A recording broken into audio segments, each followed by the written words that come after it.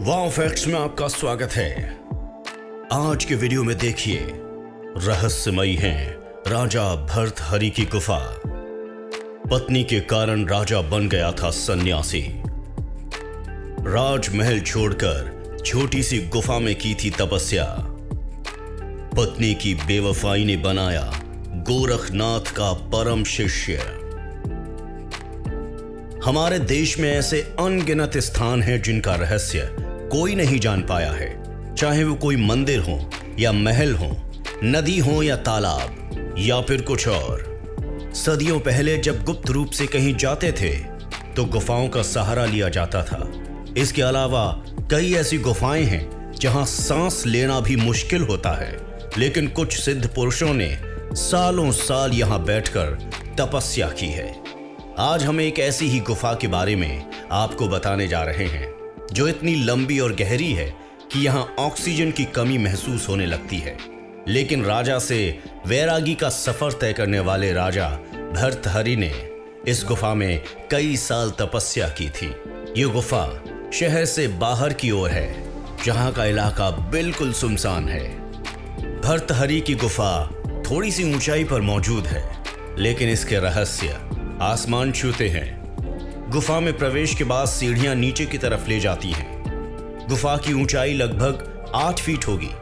गुफा जमीन से नीचे बने होने के कारण यहां जल्दी ही ऑक्सीजन की कमी महसूस होने लगती है और दम घुटने लगता है।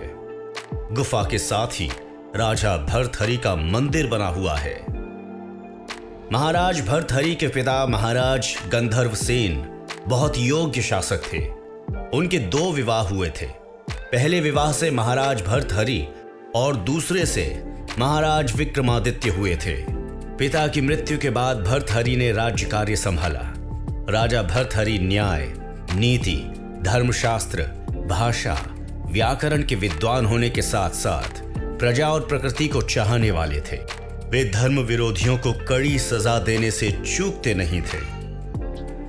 राजा को धर्मनिष्ठ, दार्शनिक और अमर योगी भी कहा जाता था, लेकिन बाद में वो वैरागी हो गए। एक कथा के अनुसार कहा जाता है कि राजा भर्तहरि ने अपनी तीसरी पत्नी पिंगला की परीक्षा लेने के लिए अपनी मृत्यु की झूठी खबर पहुंचाई। खबर सुनकर ही रानी पिंगला की मृत्यु हो गई, जिसके बाद राजा भर्तहरि गुरु गोरखनाथ की शरण में जा पहुंचे थे। वहीं दूसरी कथा के अनुसार रानी पिंगला की बेवफाई की वजह से राजा भर्तहरि सन्यासी हो गए थे।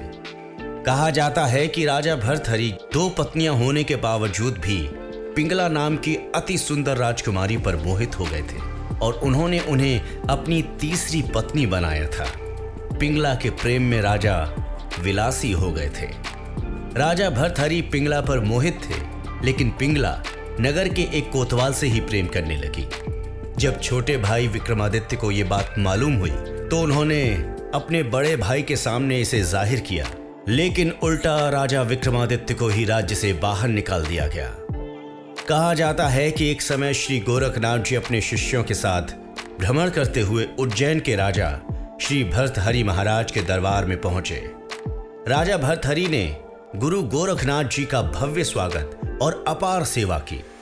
राजा की अनुपम सेवा से श्री गोरखनाथ जी अति प्रसन्न हुए।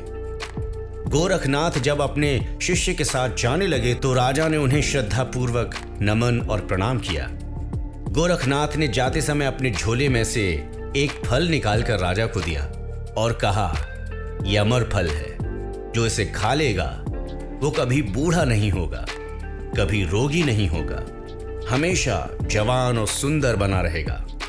उनके जाने के बाद राजा ने अमर फल अपनी तीसरी पत्नी पिंगला को खाने के लिए दिया, ताकि वो हमेशा सुंदर और जवान बनी रहे। राजा ने फल तो रानी को दे दिया, उसकी विशेषता भी बता दी, लेकिन अफसोस पिंगला क्योंकि एक नगर के कोतवाल से प्रेम करती थी, इसलिए रानी ने वो अमर फल कोतवाल को दे दिया।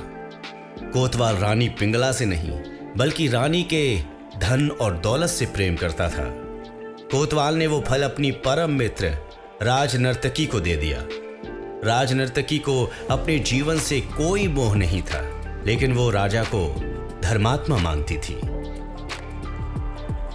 राजनर्तकी ने वो अमर फल राजा को दे दिया और कहा, महाराज आप इसे खा लेना, क्योंकि आपका जीवन हमारे लिए अनमोल है। राजा भर्तहरि फल को देखते ही पहचान गए और वो सन्न हो गए। गहन पूछताछ से पता चला तो राजा को उसी क्षण अपने राजपाट सहित रानियों से विरक्ति हो गई।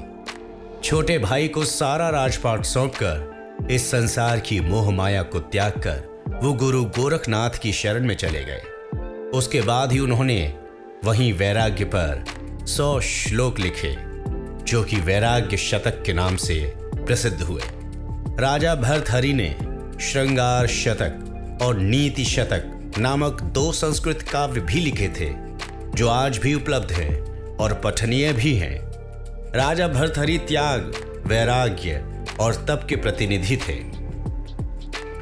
कहा जाता है कि राजा भर्तहरि की कठोर तपस्या से देवराज इंद्र भयभीत हो गए। इंद्र ने सोचा कि भर्तहरि वरदान पाकर स्वर्ग पर आक्रमण कर देंगे। ये सोचकर इंद्र ने भर्तहरि पर एक विशाल पत्थर गिरा दिया। तपस्या में बैठे भर्तहरि ने उस पत्थर को एक हाथ से रोक लिया और तपस्या में बैठे रहे। इसी प्रकार कई वर्षों तक तपस्या करने से उस पत्थर पर भर्तहरि के पंजे का निशान बन गया। ये निशान आज भी भर्तहरि की गुफा में राजा की प्रतिमा के ऊपर वाले पत्थर पर साफ साफ दिखाई देता है। ये पंजे का निशान काफी बड़ा है, जिसे देखकर सहज ही अंदाजा लगाया जा सकता है कि राजा भर्तहरि की कदकाठी कितनी विशालकाय रही होगी। राजा भर्तहरि का अंतिम समय राजस्थान में बीता। कहा जाता है कि अलवर के भर्तहरि धाम में सदियों से अखंड ज्योति और धुनी चल रही है। स्थानीय लोग इसे भर्तहरि के उसी नाम से पुकारते हैं जिस नाम से राजा से संत बने भर्तहरि को जाना जाता है। माना जाता है कि इसे ईसा से 100 साल पहले भर्तहरि के शिष्यों और अनुयायियों ने बनवाया था। उम्मीद है कि आपको राजा भर्तहरि गुफा से जुड़ा रहस्य पसंद आया होगा। ऐसे ही रहस्यमय वीडियोस और रोचक जानकारी के लिए आप सब्सक्राइब कीजिए वाव फैक्ट्स को। नमस्कार।